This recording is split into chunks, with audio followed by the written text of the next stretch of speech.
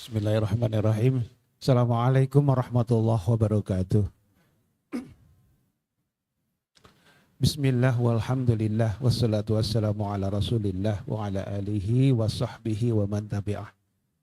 Bismillahilladzi la yadurru ma'asmihi syai'un fil ardi wa la fis sama'i wa huwas sami'ul alim. Allahumma salli ala sayyidina Muhammadin al-fatihi lima ughliqa wal khatimi lima sabaq. Nasiril haqqi bil haqq wal hadi ila siratikal mustaqim wa ala alihi haqqa qadrihi wa miqdarihi al-azim, amma ba'd. Bapak Ibu sekalian, wabil khusus para narasumber yang sama-sama kita hormati, bersyukur ke Allah sore ini di awal Icon Iman tahun 2026 ini kita awali dengan sebuah kajian khusus bertemakan tentang ekologi, dan alhamdulillah pada Icon Iman kali ini hampir diikuti lebih dari 100 orang peserta, Pak. Jadi alhamdulillah animonya sangat bagus, dari mulai mahasiswa sampai dosen, bahkan juga alumni pasca sarjana UIN Sunan di Bandung ikut dalam acara ini. Kita perlu berikan aplaus untuk kesuksesan kita semua ya. Baik Bapak dan Ibu sekalian, dengan tidak bermaksud berpanjang kalam pada kesempatan sore ini, untuk sesi pertama ini, untuk warming up kita menjelang besok ini, kita awali dengan melafazkan basmalah. Bismillahirrahmanirrahim. Selanjutnya pada kesempatan diskusi kali ini kita punya waktu kurang lebih 2 kali 60 menit. Ya. Jadi sampai pukul 18 menjelang adzan maghrib kita selesai diskusi ini. Dan sudah ada di depan kita 3 narasumber, 2 dari Indonesia, 1 dari Malaysia. Jadi kebetulan ini yang sebelah kanan saya, Prof. Latif, sudah kenal semua ya.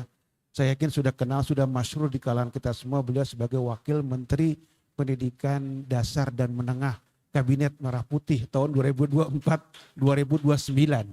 Kita doakan sampai tuntas 2029. Amin, karena trennya hari ini selalu terjadi berbagai macam pergantian-pergantian. Kita doakan sehat walafiat beliau. Yang kedua sebelah kiri saya ini, saya kira ini sudah tidak asing lagi di kalangan mahasiswa UIN Bandung. Bahkan beliau juga sebagai peneliti, termasuk juga sebagai apa dulu di Aceh apa namanya teh? Konsultan untuk pembangunan infrastruktur di Aceh atau pendidikan. Sekolah. Jadi beliau ini konsultan pembangunan sekolah.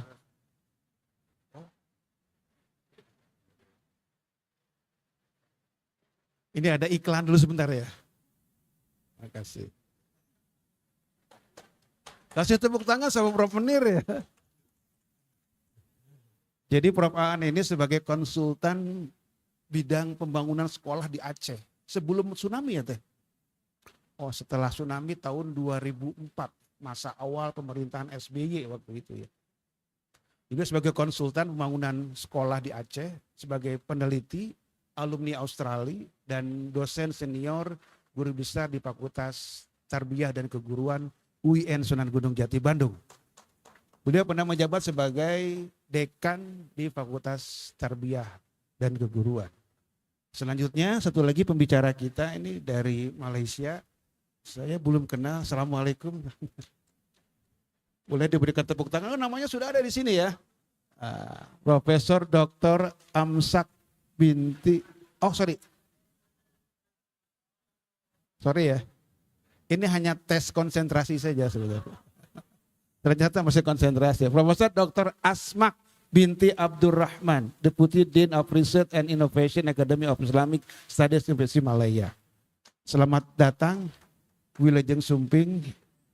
Wilujeng Sumping ngerti ya Bu? Paham ya? Insya Allah paham. Baik, saya kira Bapak dan Ibu sekalian untuk mempersingkat waktu tanpa memberikan pengantar tentunya, memberikan kesempatan seluas-luasnya. Yang pertama, kita berikan kesempatan kepada wakil menteri kita yang ada di Kabinet Merah Putih, Profesor Atif Latiful Hayat SHLLM PhD, dipersilahkan.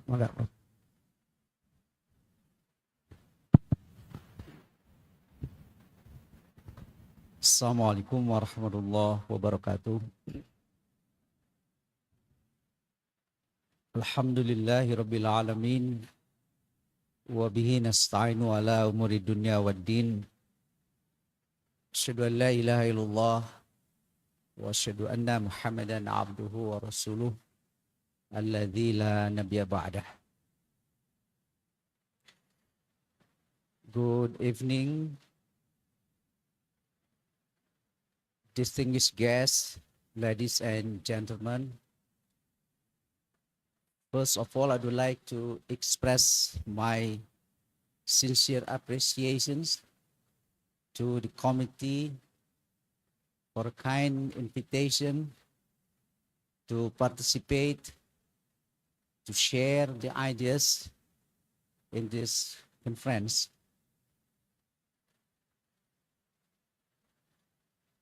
I think the topic that will be discussed today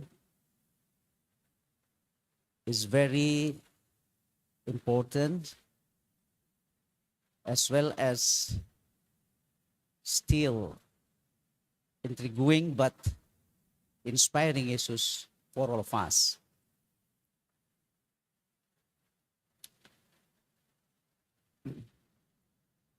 And I'd like to thanks to other resource persons, especially from Malaysia, Professor Asma bin Abdurrahman, Deputy Dean of Research and Innovations, Academy of Islamic Studies, University of Malaysia. Professor Dr. Hajjah Aan Hasanah, Professor, Faculty of Education and Teacher Training, UIN Sunan Gusti Bandung. Ini cakap Melayu atau campur aja ya? Karena ada misunderstanding kalau cakap Indonesia dengan cakap Melayu.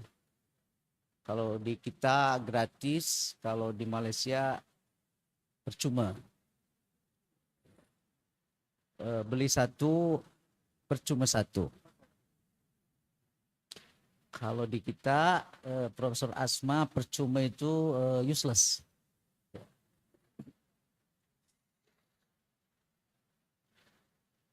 Why this matters now about this topic? We are no longer in a unipolar world. Kita sekarang tidak lagi berada pada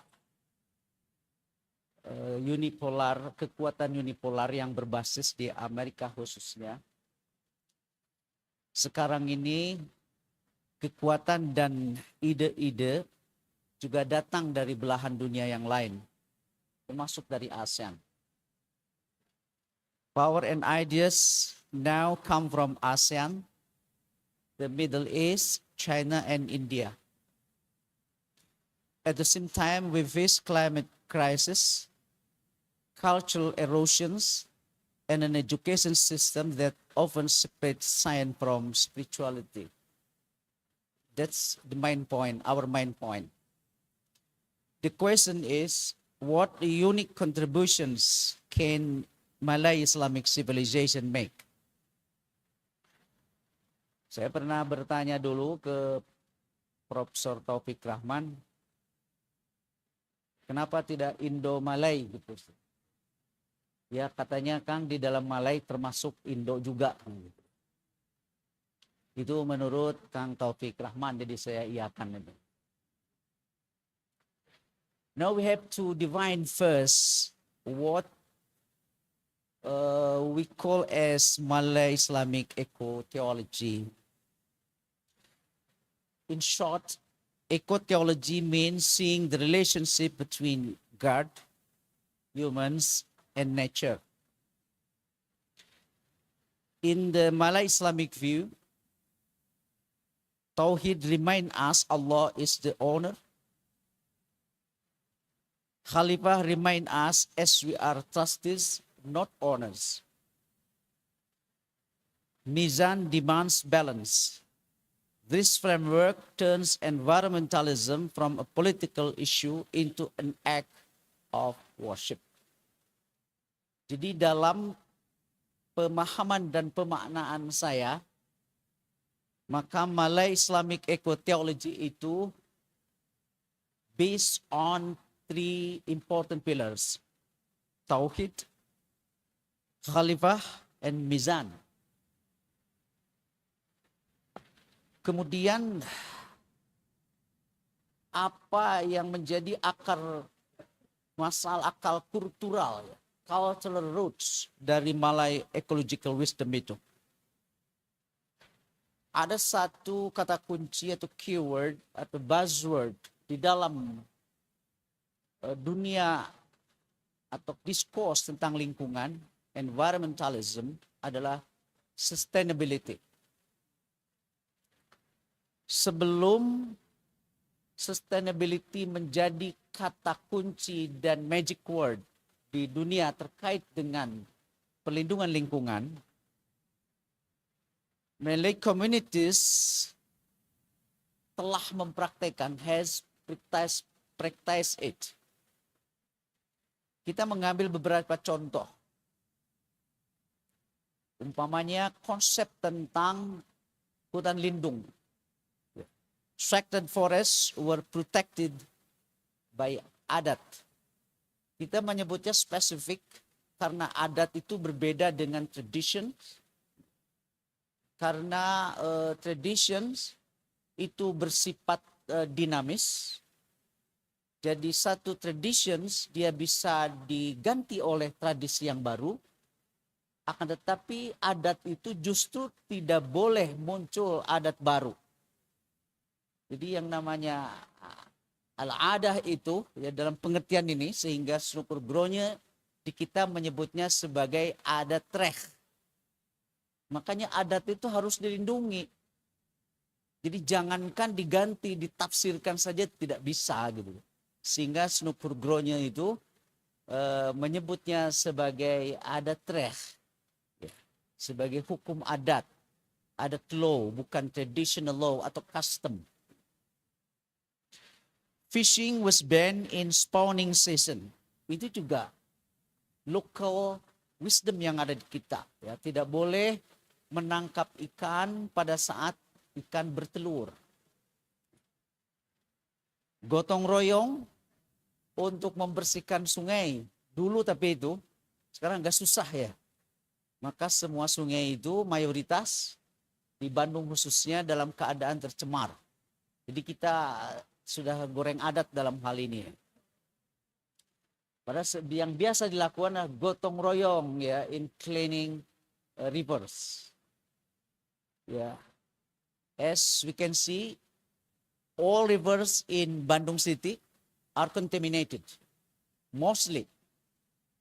Semuanya, termasuk yang dekat dari hotel ini, yang apa namanya itu Cikapundung atau apa yang di situ. These were later framed by Islam. Jadi dalam konteks ini, Islam itu tidak menghapus local culture, akan tetapi melakukan purifikasi dan justru memperkuat ya posisi dari adat itu dalam konteks lingkungan. Hanya di sini menemukan signifikansinya, kaidah yang sudah sangat terkenal, al-adah al-muhakkamah. Kemudian dalam konteks dunia yang multipolar sekarang, diperlukan ada satu ketahanan kultural untuk mempertahankan lingkungan ini. Resilience. Apa yang kita maksudkan resilience di sini? Resilience means we can engage with the modern world without becoming Western clones. Itu penting sekali. In a multipolar era, values are power. Betul-betul. Sekarang itu yang menjadi power itu values. Bagaimana Amerika sebagai kekuatan dunia nomor 1, pada hakikatnya dia melakukan kolonialisme nilai. Jadi mereka berkeyakinan bahwa yang dimaksud dengan universal values itu tidak lain adalah Western values. Termasuk juga di dalam persoalan lingkungan. Bagaimana Amerika tidak mau dia ikut umpamanya untuk Paris Protocol dia. Malay Islamic ecotheology offers the world an alternative. development with spirituality, progress with balance. This can position ASEAN and the Muslim world as moral leaders on climate change. Bagaimana beberapa implikasi penting terhadap dunia pendidikan. Jadi karena saya sekarang ini sebagai Wakil Menteri Pendidikan Dasar dan Menengah, Naib Wazir lil Ibtidai was Sanawi. Dan pas sekali karena tinggi badan saya juga tidak tinggi. Jadi dasar menengah begitu ya.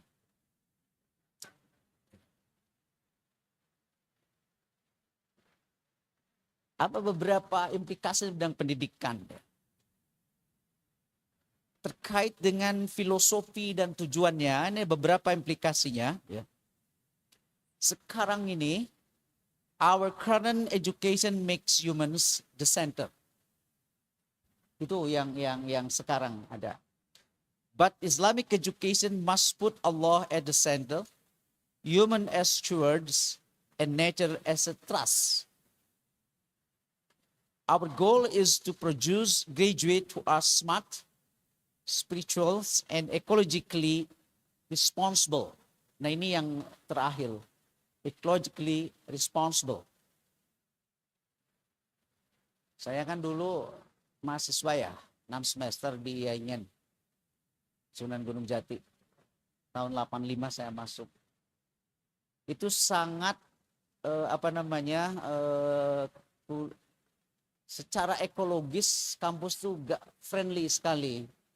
Tahun 80-an ya THA di sana. Di belakangnya kadang-kadang keluar masuk penduduk. Kemudian dengan tanah yang merah. Sehingga di aula di IAIN Sunan Gunung Jati dulu itu gak pernah mengenal bersih itu. Yang di bawah masjid itu. Dulu. Terus ya Prof. Dulu itu. Tahun 80-an. Senior. Mungkin Prof. Sarbini di bawah saya masuk 85. Bawah ya. 85. Jadi saya diajari usul fikih oleh Profesor siapa yang ganteng itu? Pak Acep Jajuli. Kemudian ada asistennya Pak Atep Mastur ya. Pak Atep Mastur. Udah pensiun ya. Jadi saya ingat dulu begitu masuk ada sumbangan untuk masjid 25.000. Tapi sampai saya selesai 6 semester kok masjid gak dibangun-bangun dulu gitu deh.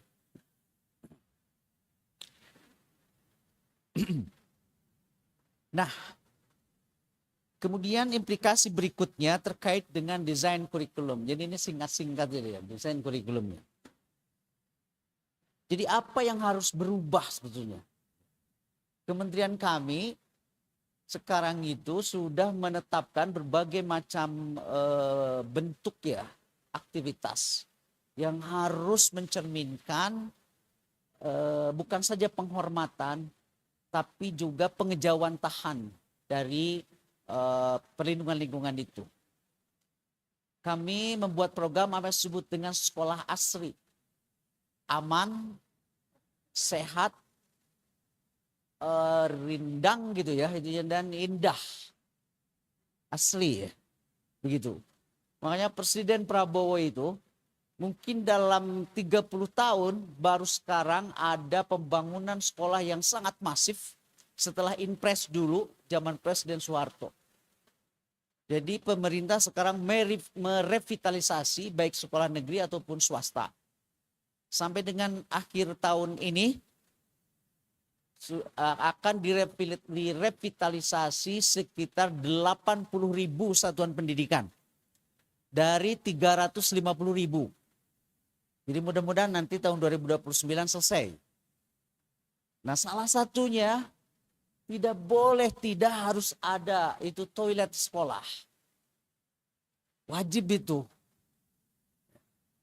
Dan 70% yang kami kunjungi itu tidak ada, kalaupun ada tidak layak. Dan ternyata bukan saja di sekolah, di kampus-kampus pun mayoritas itu toilet itu belum begitu layak. Belum begitu layak. Meskipun di sana terpampang ya an-nadzafatu minal iman. Jadi what changed in the classroom ini? Ini simple-simple. First,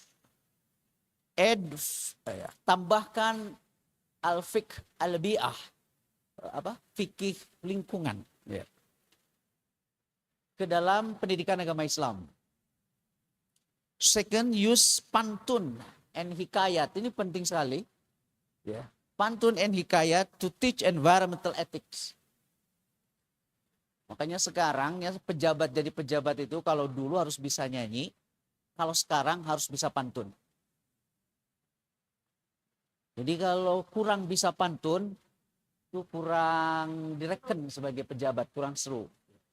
Nah yang lebih mantap, nyanyinya bagus, pantunnya bagus.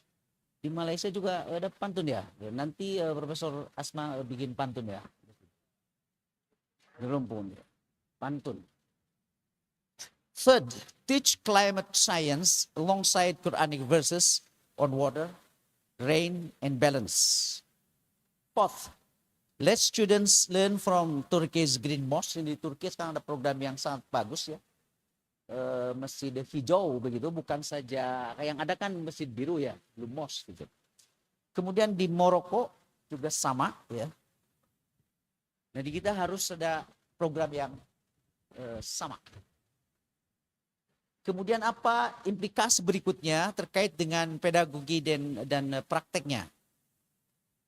We cannot just teach in this class, dan ini penting sekali ya untuk lingkungan ini. Student must experience it, take them to the forest for tadabbur.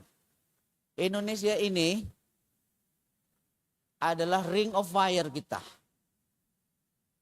Ring of fire. Gunung apinya paling banyak di seluruh dunia. Bahkan beberapa tempat dikenal sebagai kota seribu bukit. Seperti Tasikmalaya. Tapi sayang sekarang dari 1000 bukit hanya tinggal 100 bukit. 900 bukit itu sudah hilang. Berkontribusi juga untuk terjadi pemanasan global dari Tasik gitu. Di tempat saya. Makanya gerah sekali kalau saya pulang ke sana. Nah, perlu untuk diajak bertadabur. Kemudian make tree planting part of ibadah. Ini menanam pohon ya. Tentu harus mungkin nanti dibikinlah kaidah usulnya bagaimana itu sebagai ibadah. Saya pikir bisa. Kemarin saya menguji. Kemudian ada guru besar hukum Islam dari UIN Ar-Raniri, Ahmad Aceh. Saya tanya, Prof, apakah makosidus syariah itu masih 5? Udah 7 katanya. Udah 7. Nah, ditambah yang duanya hifdzul bi'ah dan hifdzul ummah. Mungkin nanti setelah seminar ini Prof Hasan ditambah lagi jadi 3 ya, supaya 10 gitu. Ya. Jadi lebih spesifik nanti, yang tadi udah hifdzul bi'ah dan hifdzul ummah. Nah, mungkin nanti Prof Sarbini mau menambahkan, gitu ya. Jadi 3 hifdzul mar'ah yang ke-8 gitu tuh. Itu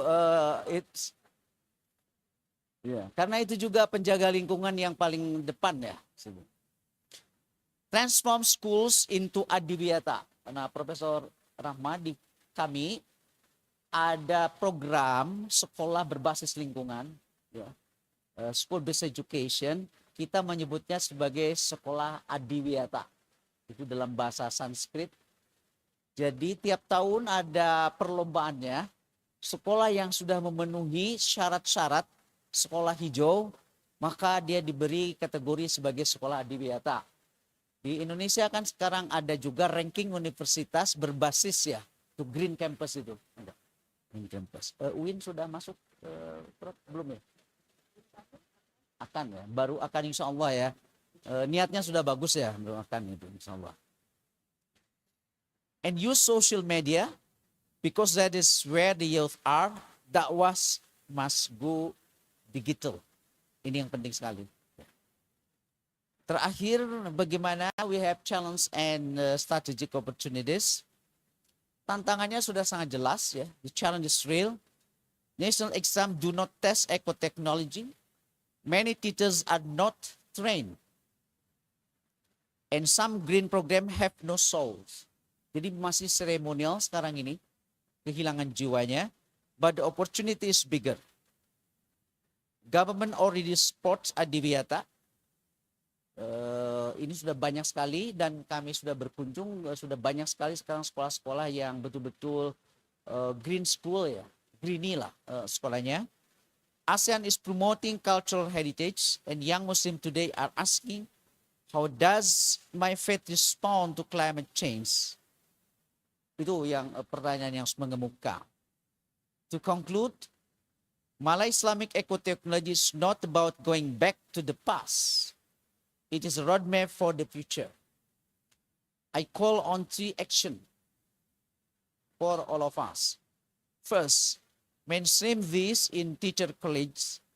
Second, revitalize our adat with Islamic guidance.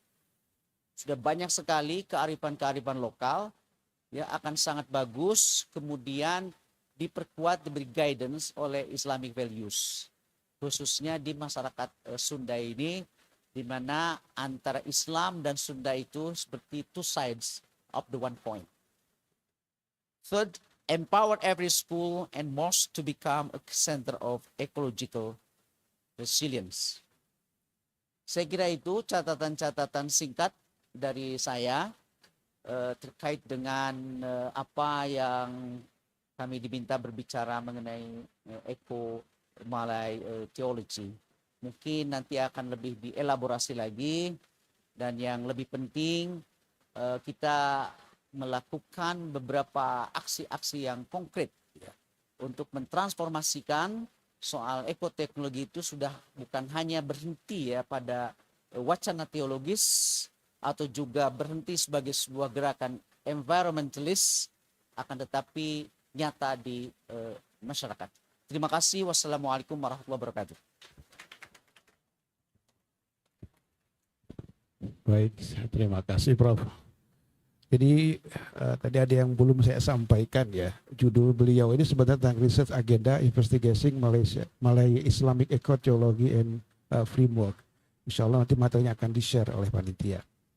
Baik, kita lanjut ke pembentang berikutnya, atau makalah berikutnya. Ya, narasumber berikutnya Profesor Dr. Hajah Aan Hasanah MED, dipersilakan.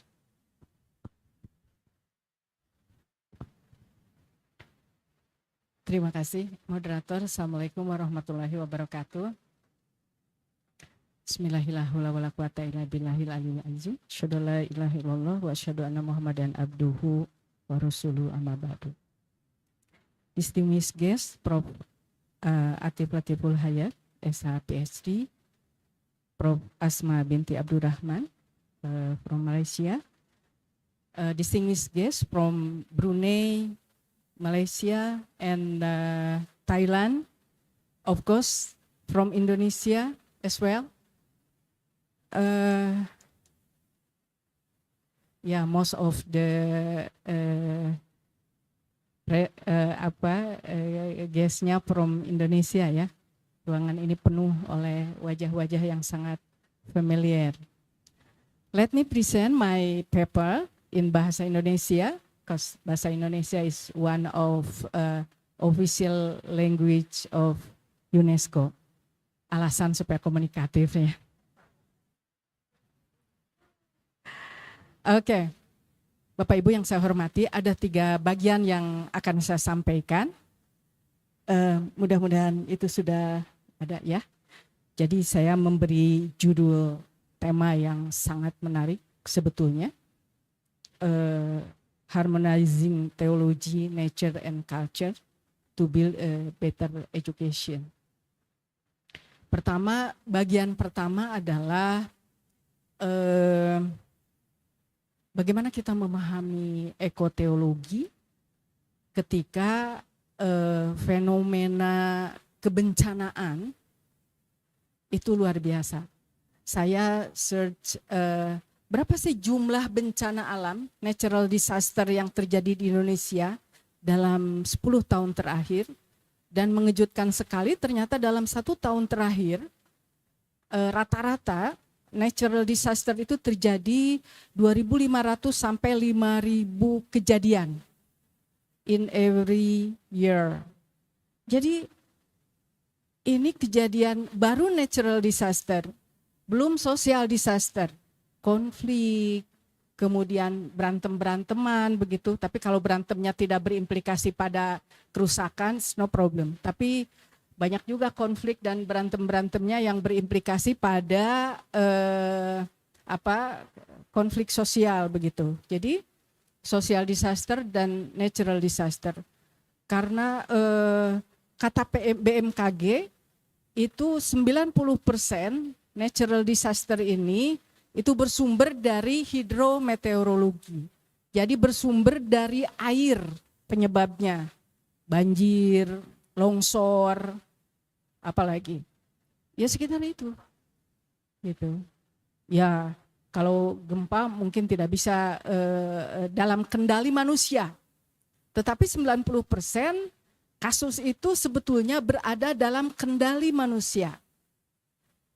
Nah, kerusakan yang terjadi yang berakibat pada bencana hidrometeorologi ini yang luar biasa, tiap tahun penambahannya, intensitasnya semakin tinggi Bapak Ibu. Dan kita merasakan betul ya, perubahan climate juga, climate change sekarang ini juga berubah. Di Bandung, misalnya Prof, ini di Bandung dulu siang itu ya 28, 29 ya paling tinggi 28 derajat sampai 29 derajat Celcius. Sekarang ini kalau malam dan pagi very cold, sangat dingin. Sampai saya cek kemarin sampai di 12 derajat Celcius. Tapi siangnya kayak sekarang ini itu sampai pernah menyentuh ya, tidak selalu, pernah menyentuh sampai 36 ya, 36 atau 38. Mungkin jarang sih sampai 38 ya. Tapi 36 derajat Celcius pun bagi orang Bandung, pokoknya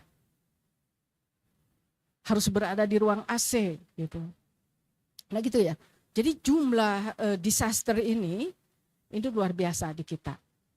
Maka pertanyaannya, bagaimana ini kita merespon fenomena yang sebetulnya ini berada dalam kendali kita manusia. Ya kalau likuifikasi, tsunami, gempa dan seterusnya itu di luar kendali kita begitu. Nah, jadi apa yang harus kita respon? Kejadian hidrometeorologi ini sebetulnya kan disebabkan oleh ulahnya manusia. Kalau itu sudah tahu semua ya. Jadi ada paradigma ketika kita menempatkan manusia di atas alam, ini problemnya, paradigmanya. Jadi menempatkan manusia di atas alam, maka manusia bisa mengeksploitasi alam sedemikian rupa. Sehingga yang tertinggal hanya problemnya aja. Kalau Bapak Ibu jalan-jalan ke Kalimantan, ke Papua, ke mana gitu ya, yang penambangan itu kan yang tertinggal hanya sisa-sisa penambangannya yang itu adalah menyebabkan disaster. Banyak hal di yang boksit itu, Prof, yang di Pulau Bintan ya. Saya sering bolak-balik ke situ karena pernah jadi membangun pesantren di situ di Pulau Bintan di Kijang. Itu kan diambil boksitnya dan kemudian yang tertinggal adalah lubang-lubang besar yang kalau warga mencari air bersih itu susah sekali begitu karena habis di situ. Nah, kritik terhadap antroposentrisme ini yang sekarang mengemuka sangat tajam, termasuk kita dari kaum akademisi. Nah, bagaimana tantangan yang terjadi hari ini pada era multipolar? Sebetulnya ini kesempatan untuk munculnya kearifan lokal untuk menghandle berbagai macam disaster tadi. Jadi kalau dulu itu kan hanya ada blok barat, blok timur, dan seterusnya. Sekarang ini terjadi perubahan geopolitik yang sangat luar biasa menyebar, termasuk perang yang sedang berjalan hari ini pun memberikan gambaran kepada kita bahwa siapapun sekarang bisa menjadi lokomotif dan trendsetter peradaban lah, kira-kira begitu. Kalau dulu yang dianggap peradaban bagus itu kan kalau tidak polar barat, ya polar timur begitu. Kalau sekarang siapapun dimanapun bisa menjadi trendsetter lokomotif peradaban baru. Nah, bagaimana kita memiliki modal sosial resiliensi atau culture resiliensi, ketangguhan budaya yang ini cukup menarik. Saya ada 2 penelitian yang sudah saya lakukan, tapi ini penelitian agak lama, sudah dipublish di jurnal. Penelitian saya di masyarakat di Lebak, Banten ya. Kemudian satunya lagi di Kampung Naga di Tasik. Nah, 2 penelitian ini itu meneliti bagaimana masyarakat adat dia merawat alam sehingga Kampung Naga itu berada di lembah, tetapi sepanjang sejarahnya itu tidak pernah banjir. Gitu. Nah, kemudian dinamika 2 masyarakat adat ini berbeda, tapi ada pola yang sama.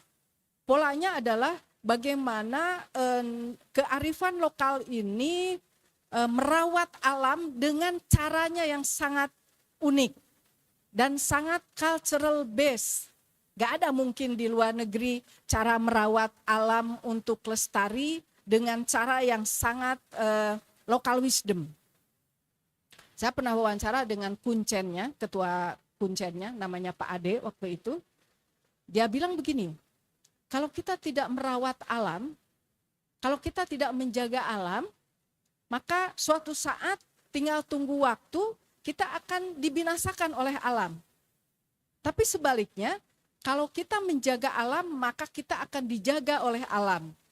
Kalau kita merawat alam, maka kita akan dirawat oleh alam.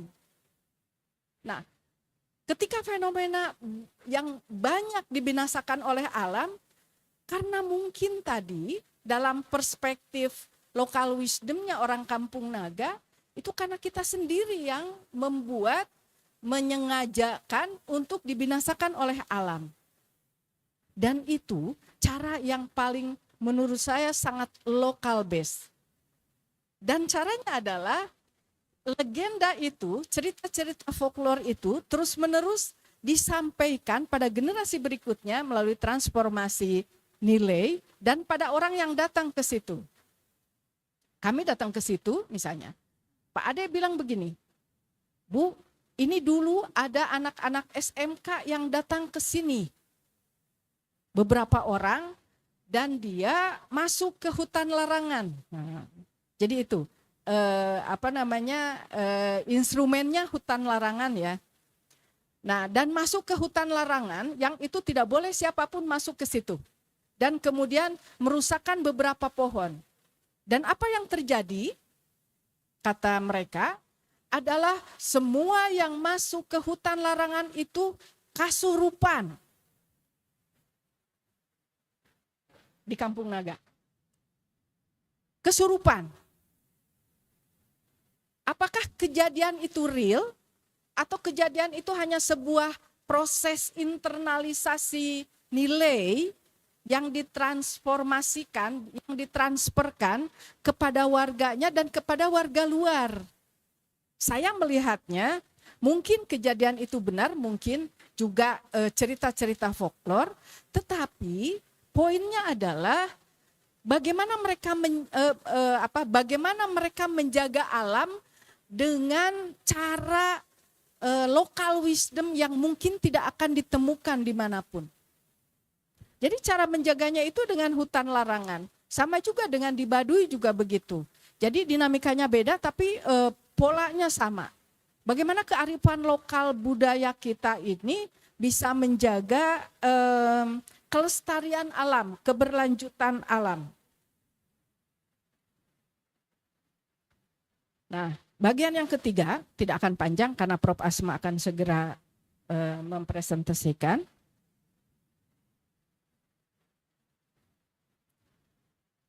Resiliensi budaya ini, ketangguhan budaya ini, Bapak Ibu, dalam teorinya Yuval Noah Harari, ini menarik, karena bukan hanya sebagai jangkar bagi keberlangsungan alam semesta dan kehidupan manusia, tetapi juga kearifan lokal ini adalah bagian dari proses adaptasi sebuah bangsa atau sebuah komunitas.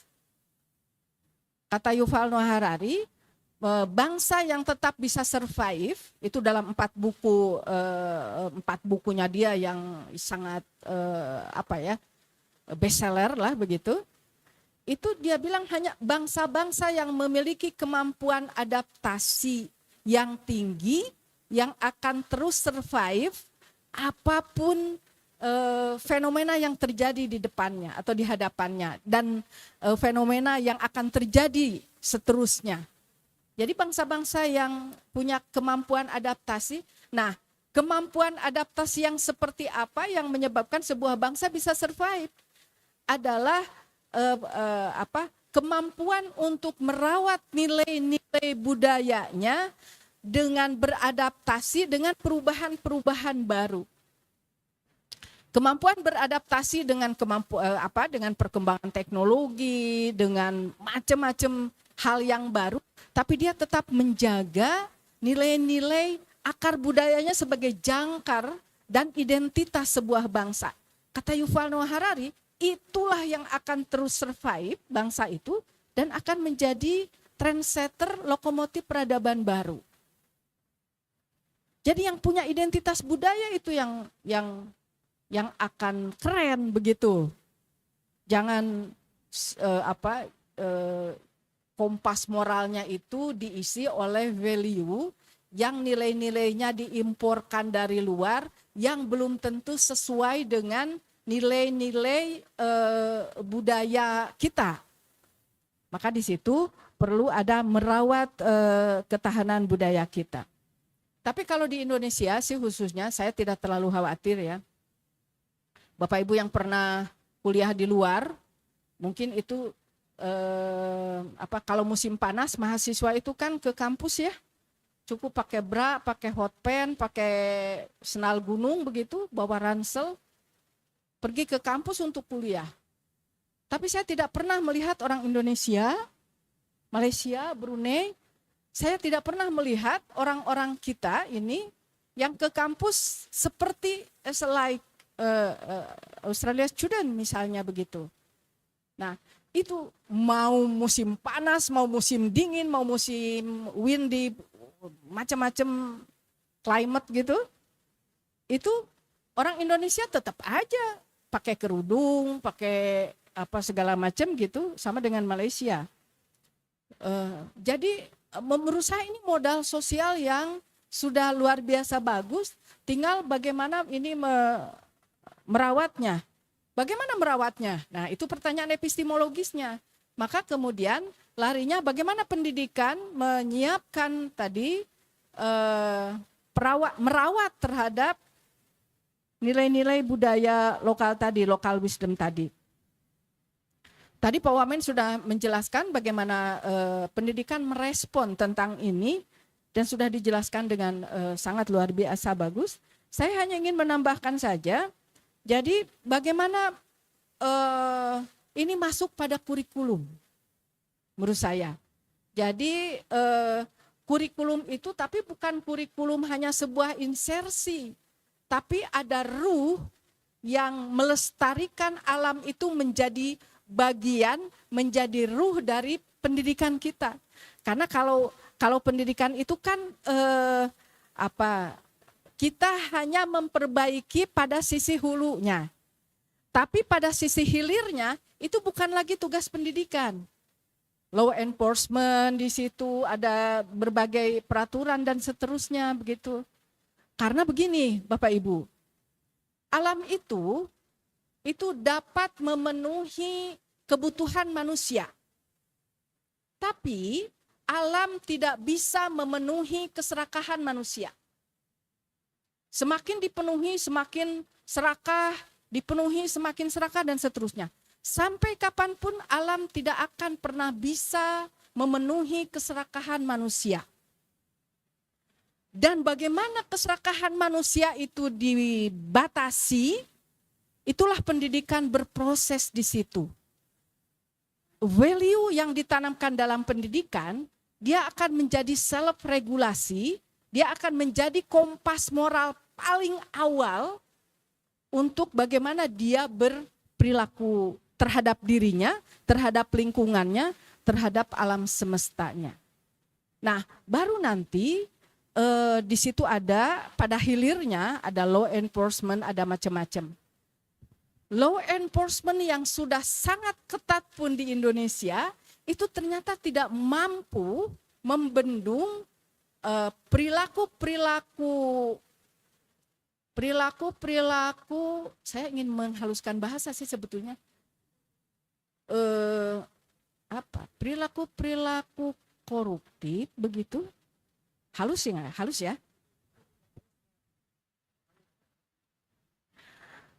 Ya pokoknya perilaku yang merusak lah begitu. Mungkin kalimatnya itu yang paling tepat begitu ya. Jadi di hilirnya, maka di hulunya adalah pendidikan itulah pada langkah awal. Jadi kalau pendidikannya berhasil menjadikan orang itu memiliki kompas moral untuk meng-guide hidupnya, lingkungannya, alamnya to be better gitu, untuk menjadi lebih baik, maka disitulah pendidikan itu berhasil. Tapi kalau di sini banyak bolongnya, banyak tsunami-nya begitu di situ, maka di ujung akan sangat berat, di hilirnya akan sangat berat.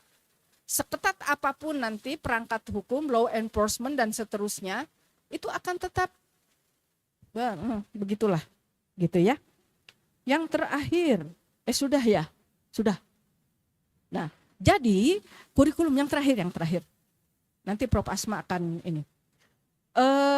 Ada 3 hal. Transformasi kurikulum, integrasi ekoteologi ini. Pertama, literasi ekologi. Tadi sudah disampaikan ada beberapa program dari Kemendikbudrismen sudah membuat Green Campus atau sekolah berbasis lingkungan, ya, adiwiyata, betul. Adiwiyata, kemudian penanaman pohon. Di UIN juga sudah, Prof. Kemarin para guru besar itu menanam pohon matoa ya. Tapi jangan jagung. Jagung mah 3 bulan habis. Oke, jadi itu literasi ekologi. Ini penting dan kampus kita sedang menuju ke situ. Kemudian yang kedua tentu pendidikan karakter ya. Menanamkan etika lingkungan. Nah, ini yang luar biasa. Jangankan merawat lingkungan, membuang sampah pada tempatnya saja, walaupun itu banyak banner kebersihan sebagian dari iman, tetap aja. Jadi pendidikan karakter untuk merawat lingkungan itu menjadi tugas berat kita. Kemudian apa itu yang ketiga? Sintesis kritis. Itu bagaimana paradigma kita berubah, kira-kira begitu. Ini paling penting karena begitu paradigma kita berubah untuk kita mampu berdialog dengan lingkungan, dengan alam semesta, itu bagian dari, kalau menurut saya, dalam teori sosiologi itu ada yang disebut dengan unconsciousness loyalty. Jadi ada kesadaran loyalitas yang sudah di bawah alam sadar, disimpan di bawah alam sadar, tetapi kita merasa berkewajiban untuk melakukannya. Jadi bukan atas perintah, bukan atas regulasi, bukan atas SOP yang seharusnya, tapi dia sudah menjadi bagian yang inherent dalam diri dia, sudah masuk ke alam bawah sadar dia, dan itu yang disebut dengan unconsciousness loyalty. Artinya paradigma untuk bagaimana kita bisa berdialog dengan alam supaya alam dapat merawat kita, dan kita harus merawat alam. Kita harus menjaga alam semesta supaya alam semesta juga dapat menjaga kita. Jadi yang 90% disaster yang disebabkan oleh hidrometeorologi itu tidak akan terjadi ketika shifting paradigm ini, perubahan paradigma menjadi unconsciousness loyalty itu menjadi bagian dari perilaku kita, bagian dari paradigma kita dan mewujud dalam perilaku kita. Insya Allah kita akan aman, sejahtera dan seterusnya. Terima kasih moderator, agak banyak ya. Sebentar, tadi kan katanya kata Pak Wamen harus pantun ya. Saya akan berpantun juga. Ya. Biar cultural base-nya kelihatan begitu ya. Cakep. Beli ikan ke Pak Garsi. Pak Garsi deket sini nih. Sekian, terima kasih. Assalamualaikum warahmatullahi wabarakatuh. Ya.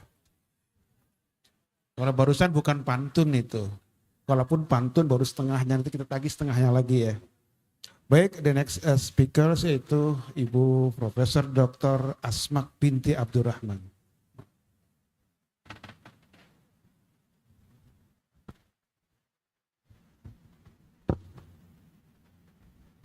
Bismillahirrahmanirrahim. Assalamualaikum warahmatullahi taala wabarakatuh. Rabbi syrah li sadri wa yassir li amri wahlul 'uqdatam min lisani yafqahu qawli. Terima kasih Prof Moderator. Yang saya hormati panel speaker pada hari ini, Profesor Atib Latiful Hayat, Profesor Dr. Haji Aan Hasanah dan Bapak Ibu yang saya hormati sekalian. Jadi before I begin my presentation, so let me read one pantun. Okay. Burung merpati di atas tangga, burung melati di dalam raga. Terima kasih Prof Moderator atas undangannya. Izinkan saya meneruskan bicara. Okay.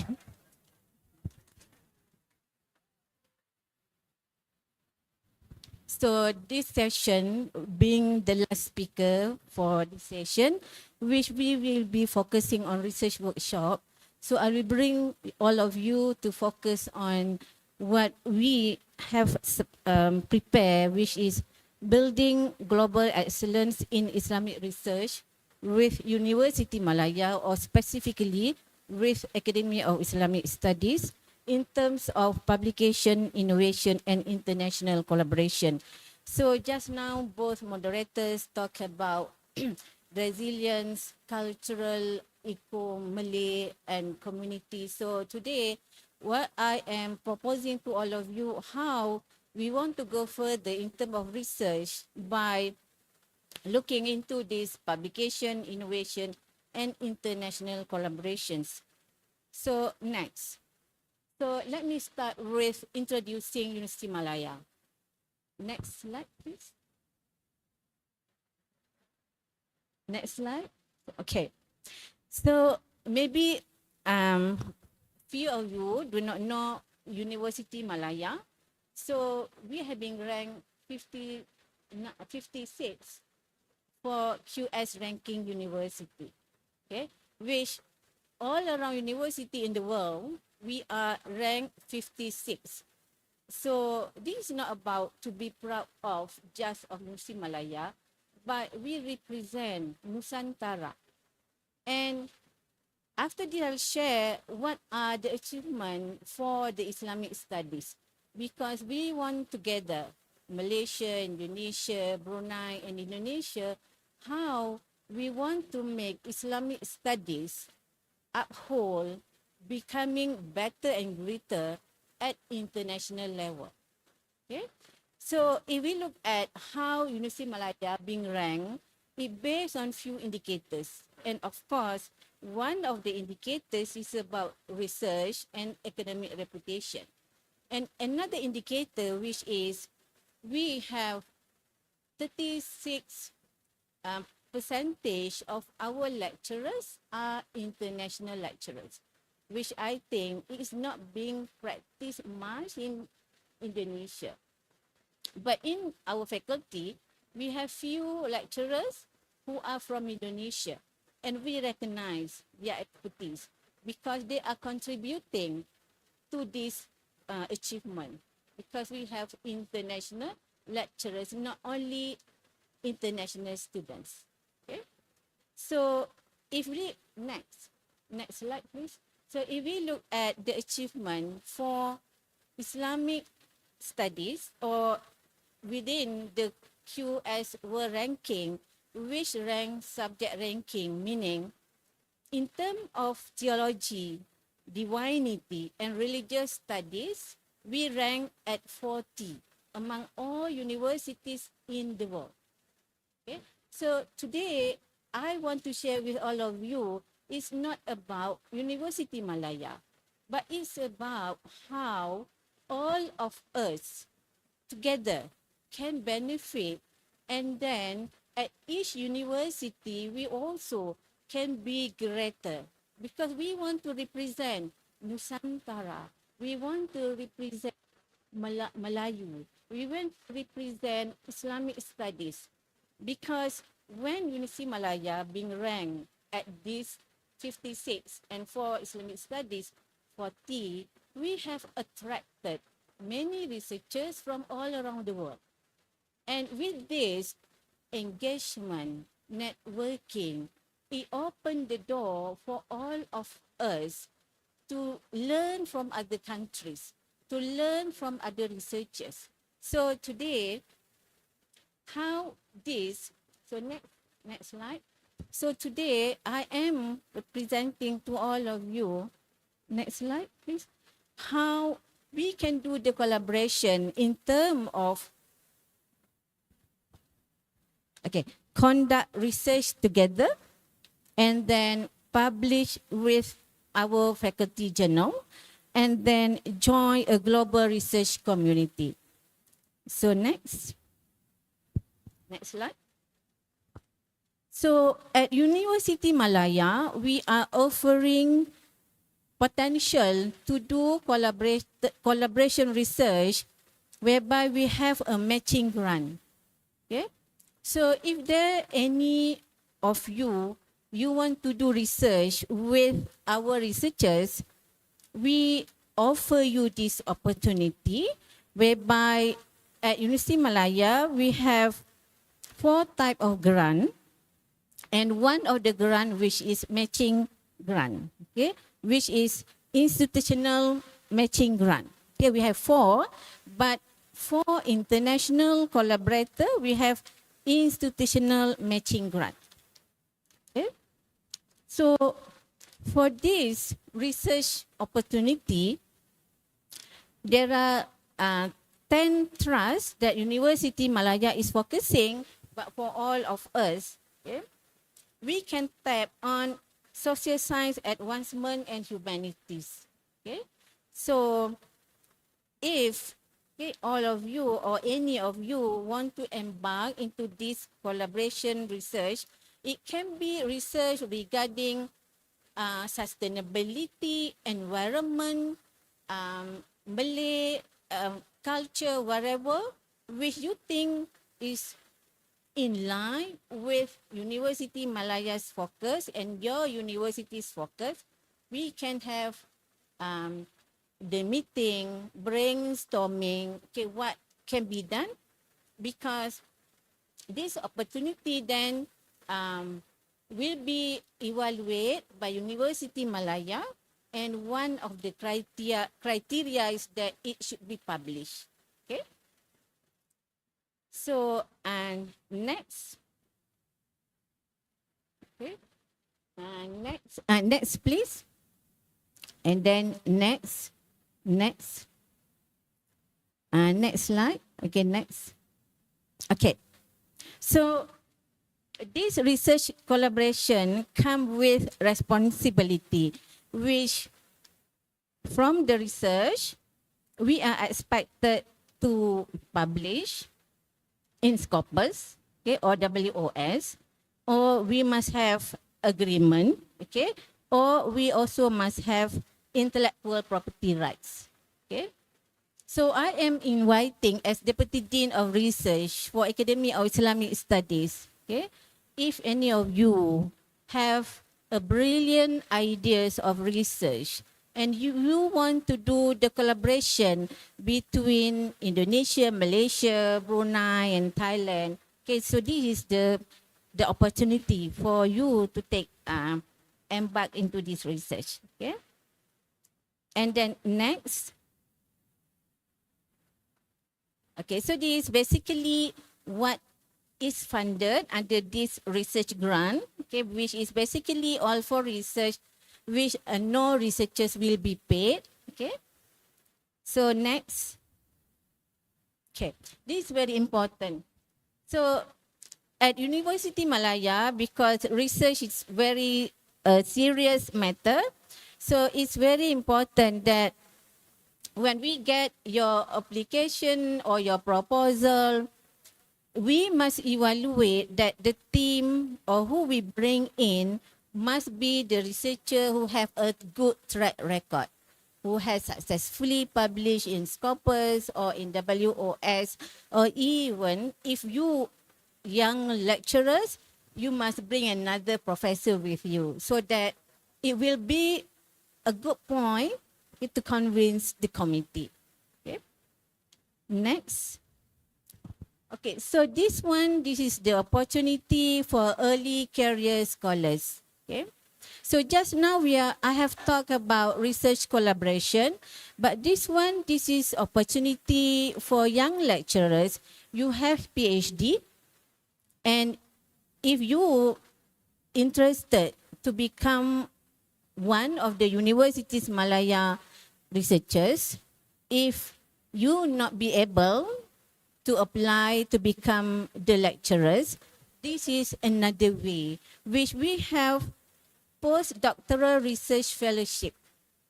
Okay, so the appointment, when you being appointed, you will be awarded with salary of 69,000 ringgit per year, which a month 8,000 ringgit. Okay, but what is the criteria? Because I believe young generations, you has been exposed with the importance of publish in Scopus. Yeah, and I also acknowledge that there are so many journals in Indonesia that being in that by Scopus. Okay, so for young lecturers, if you want to become researchers at University Malaya, you can apply under UN postdoctoral research. And what is your requirement? You must have at least 4 Scopus journal, which you are the first author.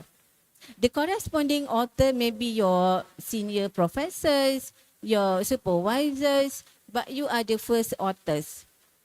Okay, so this is one way of you, embark into research. And again, whatever research that you are interested, it can represent any topic of research. Okay, and if you submit the application, so my office will do the evaluation and then match you with the potential supervisors and professors. Okay, so next. So if you are not young, but you interested to come to University Malaya to be associated with University Malaya, okay, you have the opportunity by becoming our research associate. Okay, so you can apply, I've been still under my office, you can apply to become research associate. Okay, and you will get the official letter from University Malaya. Not from our faculty, but from University Malaya. It will be good in your CV. Okay, and you are required to pay bench fee for 200 ringgit. I think half juta rupiah. I think 200 ringgit only. Yeah. So for a month. Okay. So during your stay in University Malaya as research associate, you can access our library, you can have a meeting, you can do research. All of whatever, how you want to grow your reputation as the researcher. Okay, so this is one of the opportunity that I am presenting to all of you that you may want to consider, okay, to be engaged and associated with University Malaya. And then next slide. So if you don't want to go to University Malaya, you do not interested, but you can also publish in our journals. Okay, so next slide. So next slide. So at our faculty, we have 15 journals. Okay, at Academy of Islamic Studies, we have 15 journals. So 5 journals are indexed by Scopus. 3 journals are Q1. Okay. And 3 journals indexed by Scopus and ESCI. Okay. Another 2 journals, which Journal Fiqh and Journal of Shariah Law Research, which is indexed by Scopus, Q2 and Q3. Okay. And we have another 6 journal, which we have submitted to be indexed by Scopus and also by ESCI. We're still waiting for the result. Okay. But if you have the article that you want to get international recognition, so this is the place that we are proposing and suggesting to all of you, okay, to submit your articles, which we have Journal Afkar, Journal Tamadun, Journal Al-Bayan, Journal Fiqh, okay, Journal Usuluddin, Journal Syariah, Research in Islamic Studies, Journal of Education Research, Journal Al-Basirah, Journal Al-Muqaddimah, okay, Journal Al-Falah, Journal of Islamic Finance, and also Journal of International Journal of Sharia Governance, Economics and Governance.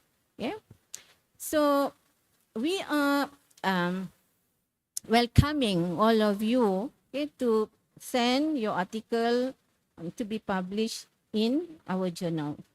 Because I think the most question is, I think many of you is aware, why Scopus? Because Indonesia, you have your own index, which is SINTA. In Malaysia, we also have our own index, MySite. But why Scopus? So if I can make an analogy, if you sell singkong, okay, if you want to sell your singkong, and ubi kayu, and if you want your singkong to be bought by international buyers, where should you promote your singkong? Is it in the mall, Transmall? Or you should put your singkong in the international supermarket, either in what we call international supermarket, okay? Otherwise, nobody will know about your singkong, even though all of the Indonesian say that singkong is very nice, very delicious. Okay? Similar, if you have the best article, the best research, but you only publish in your local journal, nobody pay attention to your research. And for Islamic studies, if we want our voice being heard from international scholars, we want our voice when we say that this pluralism of religions, this westernized thinking, okay, polluted the thinking of Muslim. What is our alternative that we want to give to the international scholars if we do not publish in the journal which recognized by the international scholars? So one of a place the international scholars aware of the existing of your journal, your articles, when you publish in Scopus Journal. Because this is the platform whereby people from Uzbekistan, from Turkey, from Brazil, from America, from Tunisia will go for, even though your article may be in Indonesian language. So that's why at University Malaya, we put emphasize that publish in Scopus is not just for you to get promoted, but this a way that when we say when we die, idza mata ibnu Adam, we want our knowledge becoming ilmun yuntafi'un bihi. We want our knowledge being cited, acknowledged, other people can benefit if our article reach globally academia citizens. Okay, so with that, so I inviting all of you to submit to our journals. Next slide. So this is another opportunity if you, for example, has manuscript, not only one article, but you have a book. You want the international academia to read your book. For example, you want to write about agnostic belief from Islam, Christian, Hinduism perspective, for example. So you want people who don't have belief in God or believe there are so many God to read your perspective. You also can publish in a book which being published by international publisher. So here, which is Springer Publisher, which we have a contract with Springer to have a book series. Okay, so this is the cover of the book series, which me and one of our friends is the editor of this book series, which means we have a say to say that, okay, Springer, this book is good. We recommend you to publish this book. So Springer is one of the international publisher. To get your book published in Springer, this is huge achievement. So I am presenting to all of you this opportunity, which is a starting point. I mean, at least again, I mentioned just now, if we want our knowledge, when we say Islam is shumul, how we interact with international scholars. We not only the empower teaching Islam for our community, but international global citizens. Because we know that with this Iran war, with this Islamization in the Western countries, people are looking forward to understand what is Islam. And especially, I would say, many international scholars would say certain aspect of Islamic application, they appreciate how we, like Malaysia, Indonesia, Thailand, and Brunei, implement Nusantara Islam. Compare, from different countries. Let me give you one small example. We are talking about halal industry. Okay? So even though, for example, in Argentina, in Brazil, why they want to export their product to Indonesia, to Malaysia? Because there are economic value. Because we are the biggest global citizen who will buy if the product have halal logo. But if we need to educate them, what is halal? So through education, so if you publish, okay, not only in the article, but in the book, okay, and I am presenting to you this opportunity, then we reach the teaching of Islam to global community. Okay, so if you are interested, I've shared in this slide the email that you can reach us. Next slide. So this is our agenda for November, whereby at our faculty, we will be having a research agenda, which we will have Islamic Studies Research Week, which during this research week, we will have few program. Next slide. Which is, next slide. Next, okay. So during this research week, we will have few agenda, which is engagement with the industry, with Islamic institution stakeholders, and also we have international poster competition and also virtual conference, which backed by our journals. Okay.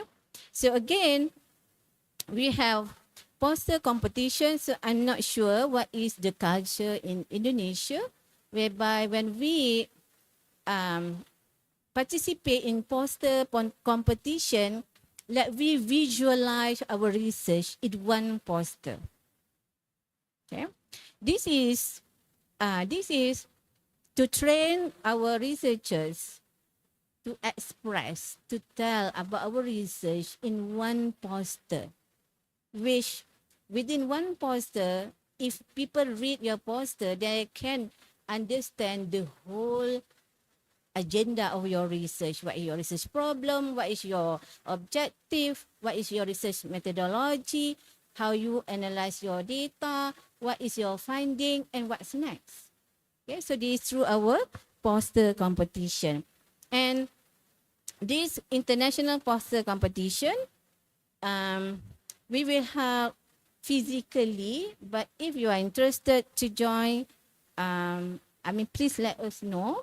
And for the virtual conference, which will be held virtually, you can stay in Indonesia and you participate in this conference. Okay, so with this agenda that I have mentioned just now, okay, our call for all of the participants is that we want to uphold Islamic studies.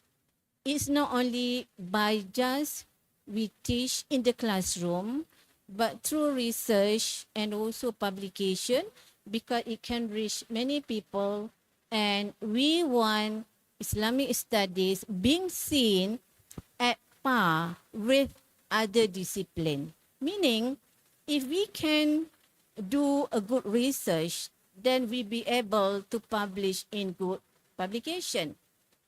And when I say we want to be seen at par, for example, if people from engineering, people from medicine, people from science computer, for example, they see our research, then there are certain aspects they need our input, they need our expertise. So they open the opportunity for us to do interdisciplinary research.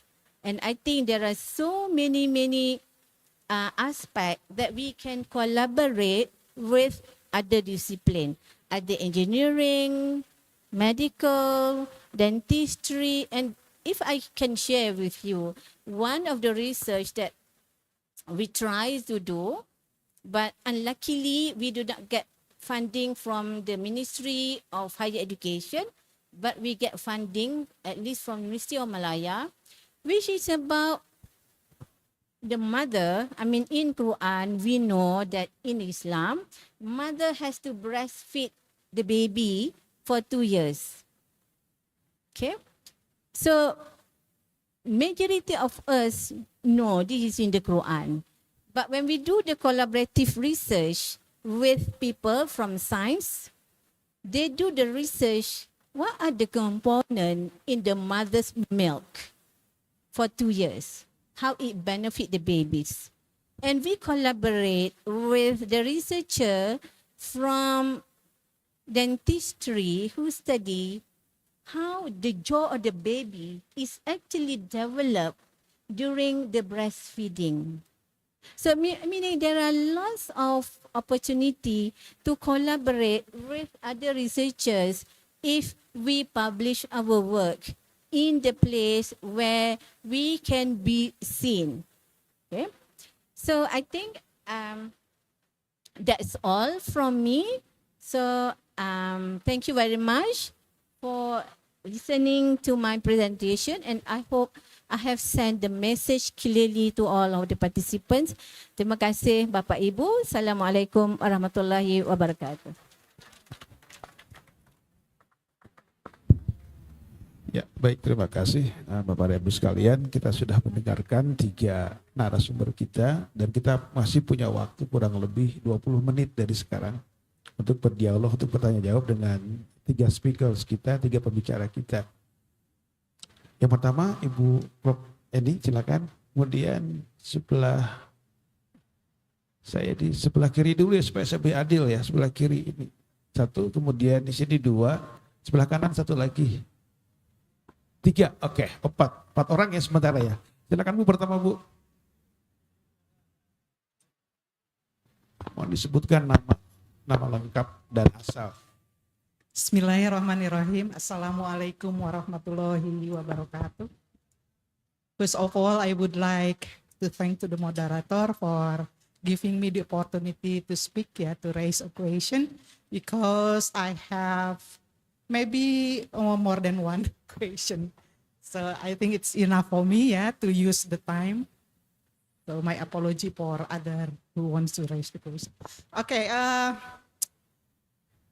Okay, so the presentation of the 3 presenters are very inspirational, and I think this is the first time for us to learn about ecotheology and the ecosystem ecology and things like that.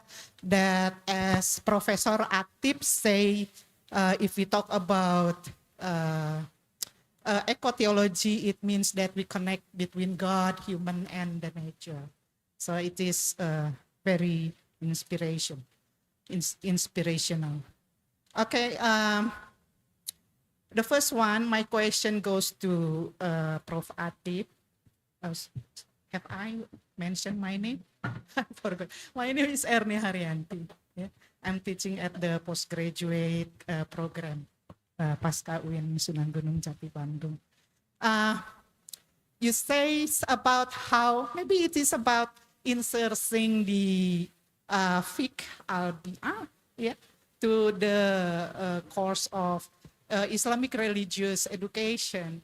It seems that as Prof. Aan, it's a quite a kind of insertion. So do you think any other thing that you can propose for the kind that more general, more comprehensive, so that everybody, not only who took the PIA course, who get the what we call ecotheology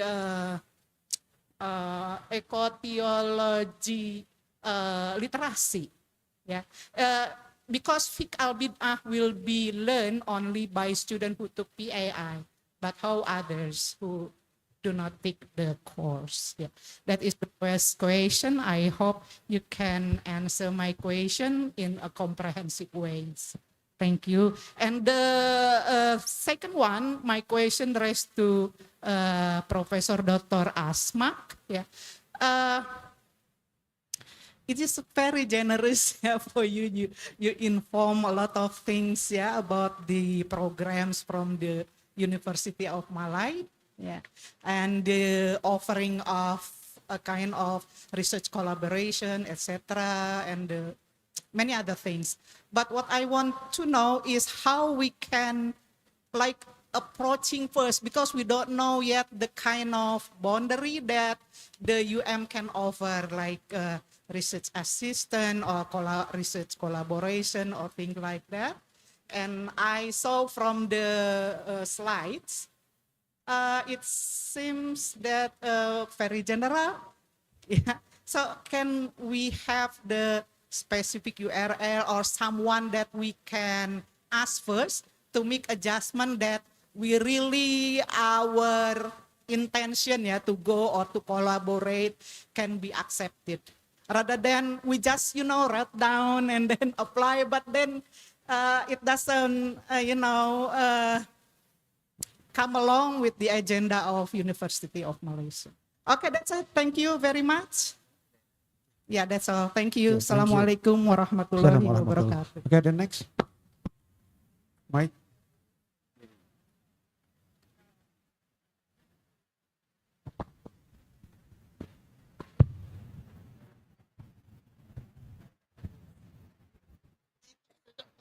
Ya. Assalamualaikum warahmatullahi wabarakatuh. Good evening. I would like to ask the question to Professor Atip. It's about ecology. Actually, ecology in Indonesia is one the most important thing in KBC, kurikulum berbasis cinta in Indonesia today. As you said before, that's contain God, human, and environment. Actually, I'm as a teacher who implied the KBC, the ecology is what that actually was integrated in the all of subjects in our school. You propose in your conclusion that the ecology will be integrated. Actually, in Indonesia, with the KBC, ecology is the most important aspect in KBC. So, what is your opinion? Yeah, to make it rich in implementing our KBC, because ecology was one of the important thing in KBC. Thank you. So, Your name, please. De Abdul Kohar, Dadun Abdul Kohar, Prof. As you say that I'm the new doctor in UN. Okay. Dr. Abdul Kohar. Thank you. Thank you. Okay, the next.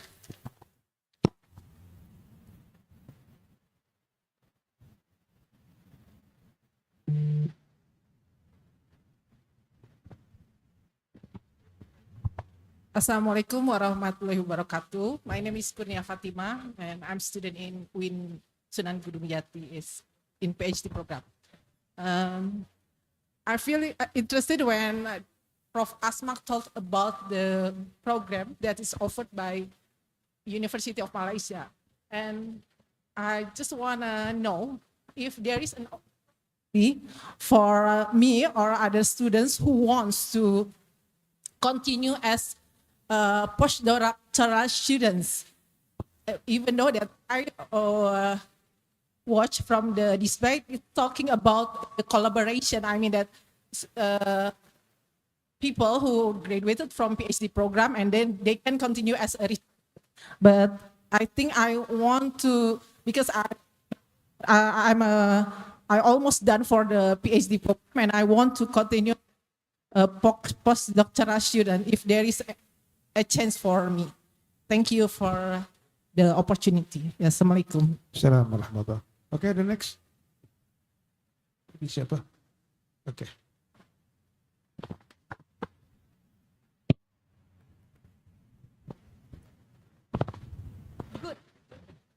Saya bertanya tidak akan memakai bahasa Inggris ya. Assalamualaikum warahmatullahi wabarakatuh. Assalamualaikum. Nama saya Rida Herdiani dari SAA, Studi Agama-Agama. Pertanyaan saya untuk Prof. Atip pertama. Tadi disebutkan ada sekolah adiwiyata. Bagaimana itu menerapkan sekolah adiwiyata bukan hanya sebatas slogan gitu ya. Setelah melaksanakan sekolah adiwiyata, sekolah-sekolah tersebut tidak memelihara kebersihan. Bahkan maaf, tidak ada sekolah hijau gitu ya, maaf sekali. Sementara di Jawa Barat itu ada program Gapura Pancawaluya. Nah terus yang kedua untuk Prof. Aan. Tadi dibahas tentang local wisdom. Kebetulan saya dari sastra Sunda, ada yang dinamakannya tabu. Bagaimana itu pesan dari tabu tersebut agar bisa meluruskan kesalahpahaman bagi publik yang modern ya, sehingga bentuk kepercayaan kuno itu tidak bertentangan dengan iman. Dan yang ketiga untuk Prof. Asma, maybe you want to recommend it, Scopus, because I want to submit Scopus manuscript with Aksara Pegon, Arab Sunda. Maybe you can to recommend it Scopus yang mana gitu. Dan yang tidak mahal ya. Terima kasih. Assalamualaikum warahmatullahi wabarakatuh. Oke, terima kasih. Thank you. Kita beri kesempatan pertama Pak Wakil Menteri yang kebetulan beliau sebentar lagi akan ada acara. Dipersilakan Pak Wamen. Thank you for your question. I'd like to compile all the questions from Ibu Eni and Pak Dadun. In terms of how to preserve and how to protect our environment, there is a tensions between protections and exploitations of the nature. So there is a tension. It is an everlasting problem for us.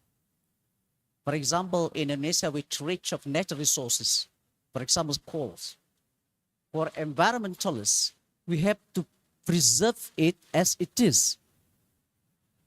We have to treat the nature as it is. Do not exploit all the natural resources. So it is sufficient for us to live with the resource at the surface of the earth. So there's tensions between preservations and exploitations. To accommodate or to mitigate these tensions, I propose 3 approaches. First, technology, regulations, and ethics. Without we don't have a sufficient technology in exploitation scenarios, it is impossible to preserve our environment. In fact, the technology is the most potential element, the potential tool in degrading our environments. So, to preserve and to make the balancing between preservations and exploitation, we have to use technology. The second is regulations. We have to restrict, we have to make some limitations. Which natural resources that we can exploit and which the resources that we do not exploit that. We need regulations. And the third is ethics. I think the most powerful ethic if we base on religious teaching. So that is the importance of we have to redefine, reformulating the eco-technology. Not only stop at the level of normative things. And I have a small note about the publication as discussed by Professor Rahma. I would like to mention 3 ASEAN countries with most potentials involved in predatory journals.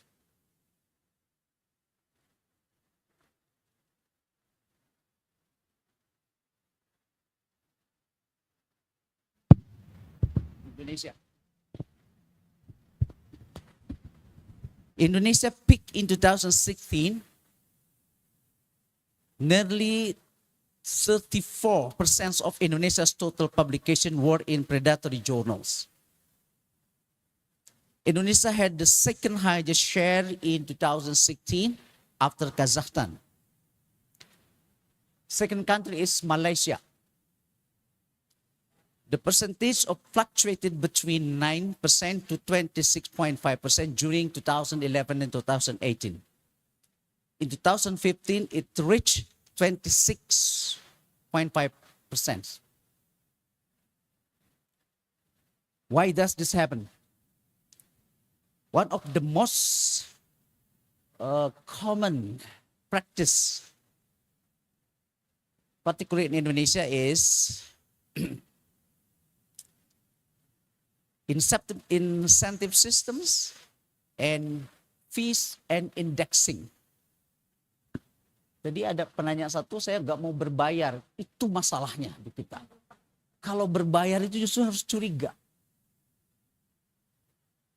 I have a proposal to all Indonesian universities, especially in Sunan Gunung Jati Bandung, and more importantly is postgraduate studies in UIN. We have to use international language in our teaching and our learning. At least English and Arabic. So for the students who will write the final exam, like thesis or dissertations, they must read in English or Arabic. It is what the Malaysia did. Ini masalahnya. Hari ini, today, there is headlines in Kompas entitled, "Most of Indonesian professors engage in predatory conferences and predatory journals." Baca Kompas hari ini. Itu kan? Indonesia pernah ranking 1 di ASEAN, tapi kebanyakan itu adalah proceedings. Dan yang lebih mengerikan, 80% yang menulis di jurnal itu bukan mereka yang menulis. Ingat, Scopus itu bukan tujuan. Itu adalah wasilah. Tapi dijadikan al-ghoyah oleh kita. Masalahnya gitu. Itulah Indonesia. Tujuannya itu Indonesia dan itu. Tadi kebetulan kita kan satu rumpun ya dengan Malaysia. Yang tadi makanya ranking 1 Indonesia, ranking 2 Malaysia gitu kan. Tujuannya supaya guru besar kita itu memiliki level yang sama pada international fora begitu. Yang kedua, kita bisa melakukan intellectual dialogue dengan mereka. Nah, simpulannya dari itu ternyata hanya mungkin 20% yang bisa, salah satunya yang menulis di jurnal yang berindeks Scopus itu bukan mereka yang nulis. Jadi ada penulis-penulis goib. Kalau bahasa fikihnya itu ghost writers ya, jadi ghost writer itu. Jadi mungkin ini salah satu penerapan yang salah beriman kepada yang goib gitu di situ. Saya kira terima kasih.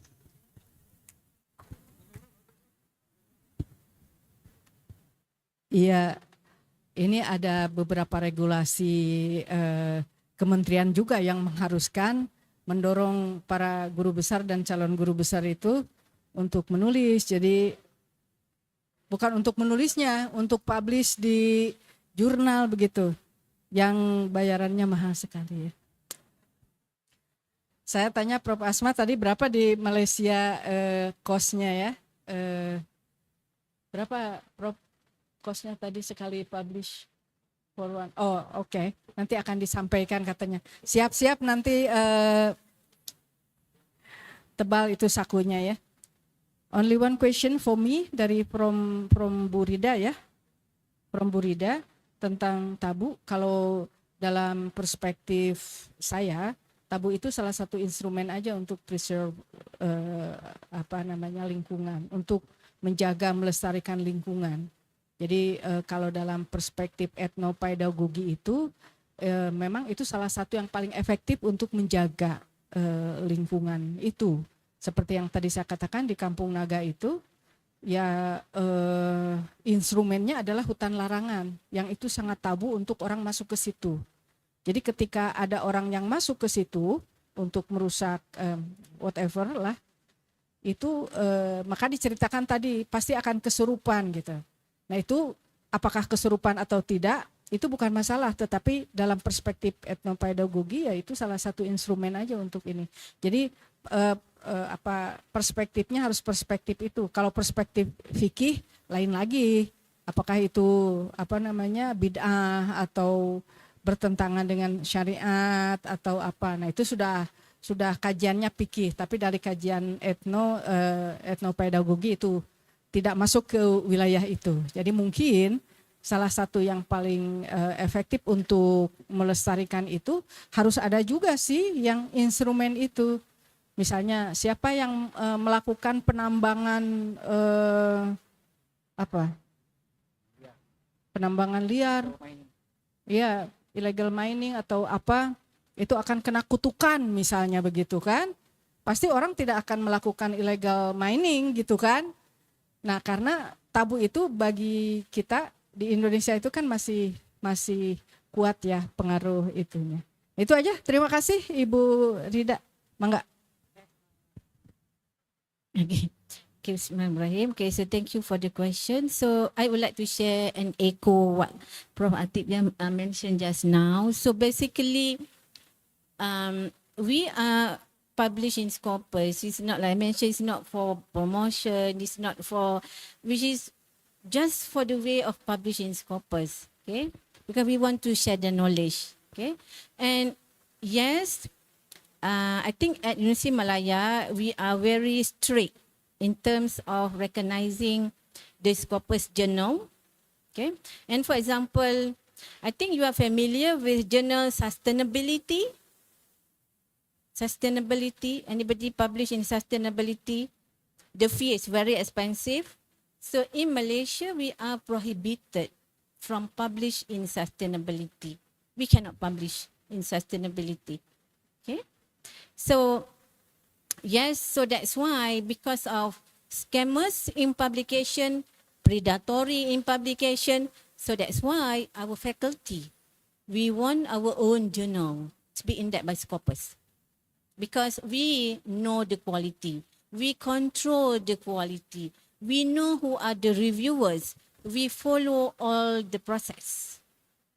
So this is to help our academia, especially in Islamic studies, who are eager to publish in Scopus, and like mentioned by Prof. Atip, if the scholar do not have the ability, credibility to write in Scopus, I mean, if he or she depending on others, it will be the short term of publishing Scopus. Because of the researcher as the academia, research and publication, the skill to do research, the skill to write article, this is the culture that we have to cultivate. Especially for the young researchers, you have to attend many research skill workshop in order for you to master the knowledge how to do research and how to write article. Because at international level, I mean, there are certain standards that we have to follow. There's no shortcut. Okay? So, coming back to the first question by Ibu Hurianti just now. So if you are interested to collaborate with our faculty, so come through my office. I'm the Dean of Research and Innovation.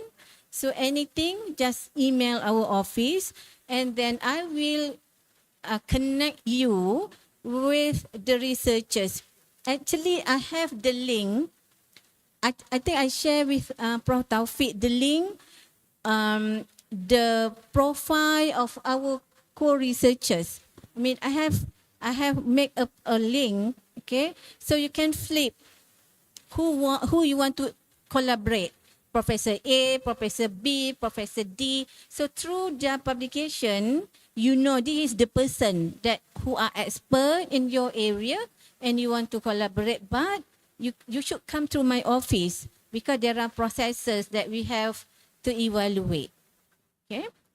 And in terms of postdoc application, in the slide, I also have shared the link for you to apply for postdoc. So basically, when you submit the application, there are few process, which is if you have the evidence that you have at least 4 Scopus journal, then they will call you for interview. Okay, so if you success in the interview, then they will send your name to my office, which then I will connect you with potential supervisors.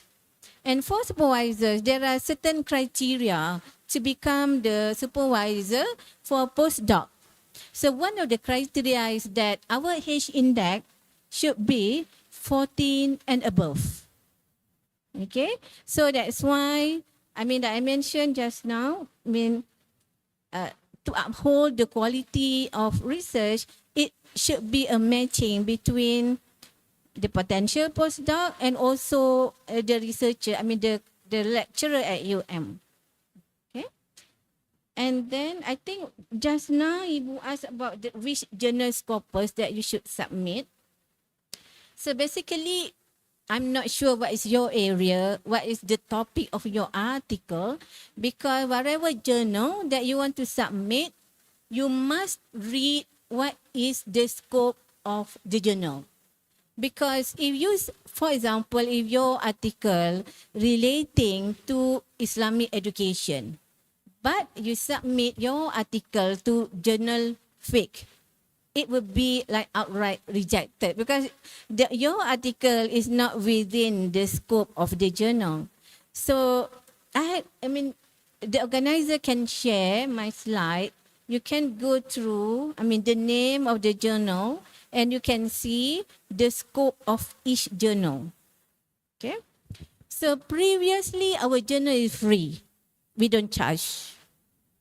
Okay, but starting December publication, we start to charge. Okay. Why? Because you know that we want to preserve the quality. Okay, why you want to buy Toyota car and you don't want to buy Indonesian car? Because you see in that there is the quality. So that's why to preserve the quality of our journal, okay, we need people who should run our journal so that the journal will be published on time, the quality of the English, okay, the quality of the article. So that's why we start to charge, at the end of this year. Previously it was free, okay. So I think that's answer your question, Ibu. Okay. So thank you very much.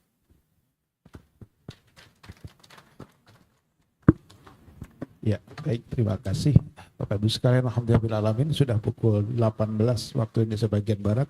Waktu sudah selesai, kita berikan aplaus untuk 3 speakers kita, 3 pembicara kita hari ini. Hatur nuhun. Jazakallah ahsanal jaza, thank you. Dan kita tutup dengan sama-sama lepaskan hamdalah. Alhamdulillahirabbil alamin. Hatur nuhun. Assalamualaikum warahmatullahi wabarakatuh. Saya kembalikan ke panitia, mangga. Okay, ladies and gentlemen, before we conclude the event, we will all witness the presentation of souvenir and certificate as a token of appreciation for our speaker. First will be presented to the esteemed Professor Atip Latiful Hayat SHLLM PhD by the Director of Graduate Program, Profesor Dr. Haji Ahmad Sarbini MAG.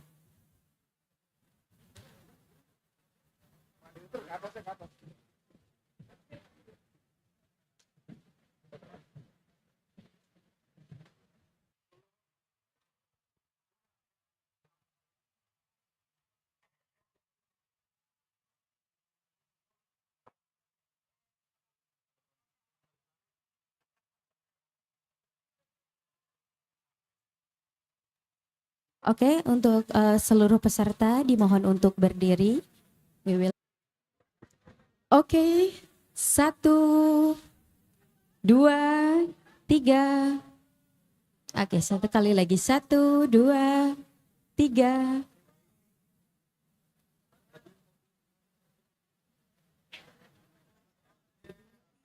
Okay, thank you very much. Ladies and gentlemen, with the conclusion of this afternoon workshop session, we have reached the end of the first day of Icon IMA 2026 event. Thanks for your best attention. Wassalamualaikum warahmatullahi wabarakatuh.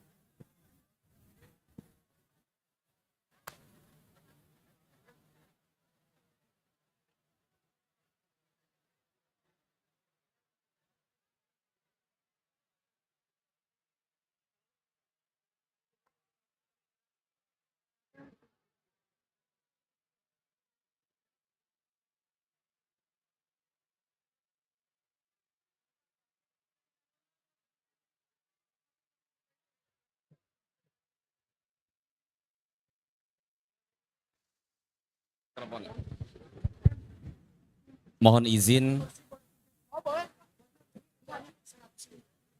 untuk teman-teman dari PI, kita ambil foto bersama dengan Pak Kaprodi di atas pentas. Silakan. Sekali lagi untuk teman-teman dari Prodi Pendidikan Islam berkenan untuk naik ke atas pentas, kita akan ambil foto bersama. Mohon teman-teman dari bangket untuk mengkondisikan kursi dan juga meja. Terima kasih. Teman-teman PI, Pendidikan Islam ya. Dari MPI, dari IP, dari PBA, silakan. Boleh selempangnya dipakai. Selempang saya di mananya? Selempang panggil Ibu Dewi.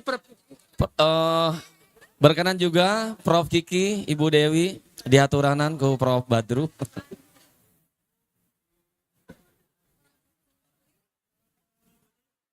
Langsung baris saja, langsung dipercepat aja, langsung baris.